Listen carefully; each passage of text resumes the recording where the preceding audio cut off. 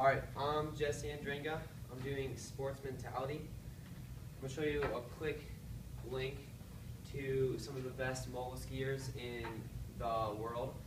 And I'm a mogul skier, that's why it relates to me. Sorry, there's no sound.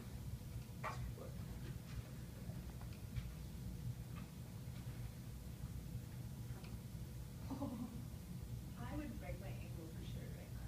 My other ankle.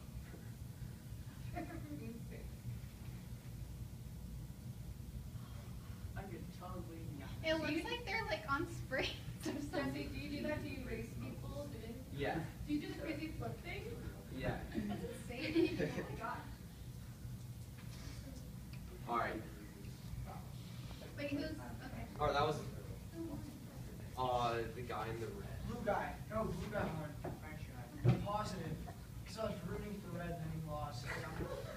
Alright, so I am a freestyle mogul skier, and that's why I showed you this video. But Annie Plessinger, a sports scientist, stated that sports competitions have only required 10% physical skill and 90% mental skill. And as like a mogul skier, I've come to realize that this is 100% true. And I'm talking about sports mentality because it's a very under-acknowledged aspect of sports. And there's some like simple skills that you can learn and easy practices to incorporate into your training. I'm gonna go over why.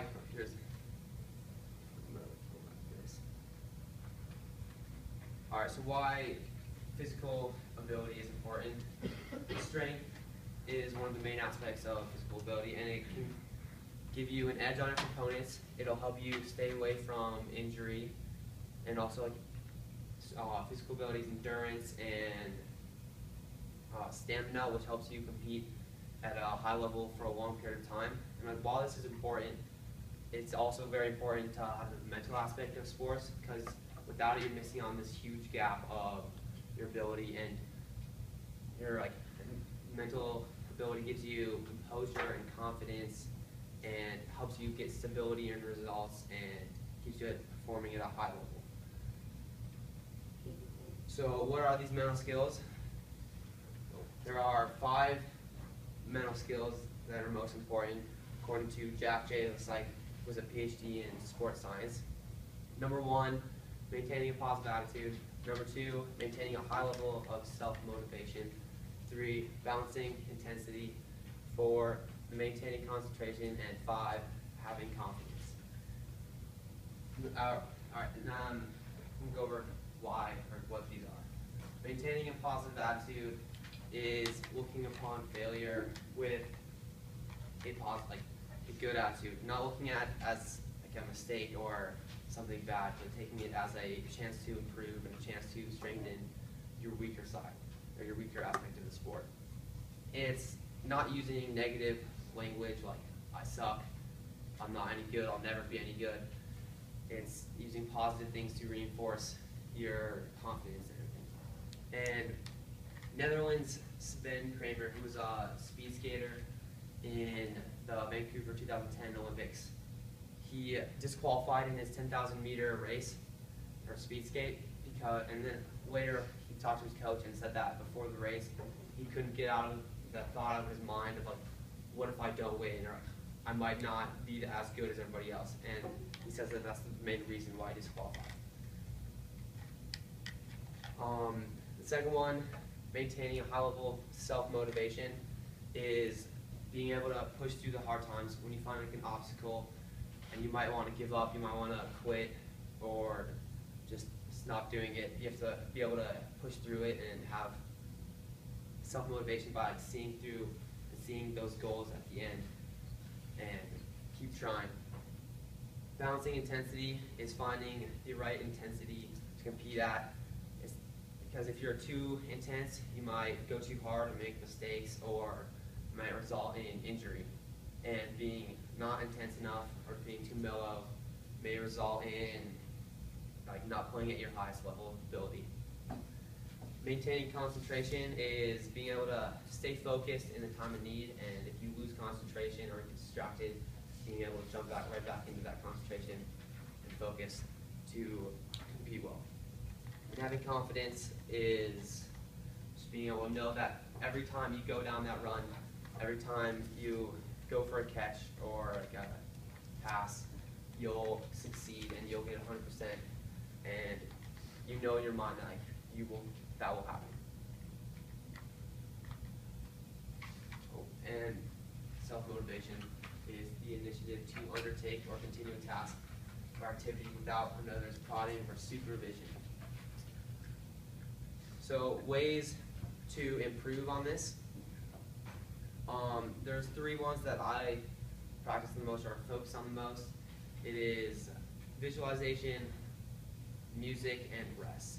And visualization, by Psychology Today, says that it can help you recover, improve on mistakes, and prepare yourself.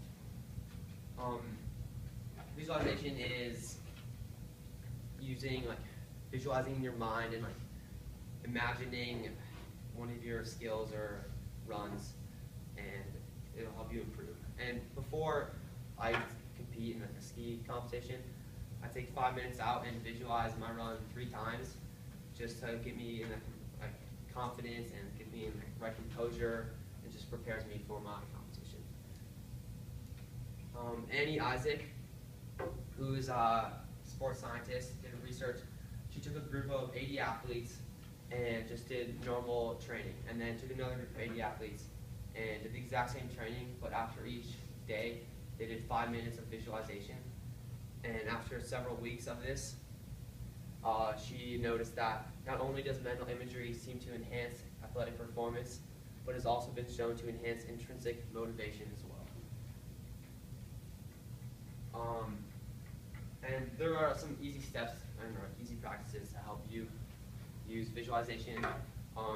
Number 1 is you want to visualize in different motions, fast, slow, and normal.